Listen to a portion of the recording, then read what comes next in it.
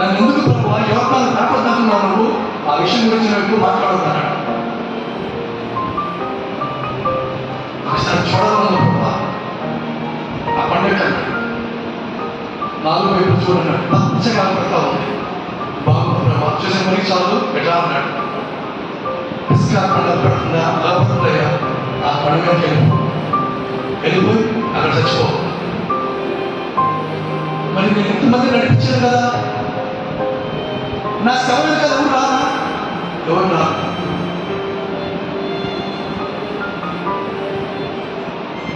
నువ్వు రాసేవే 5 పుస్తకాలు ఎలియాజరు చేతిలో పెట్టు. నేను దుప్పటి యెహోషువకి అతని మీద చేతులు పెట్టి ప్రార్థన చేయి. ఇప్పుడు ఆ పండుగ చచ్చిపోతున్నాడు.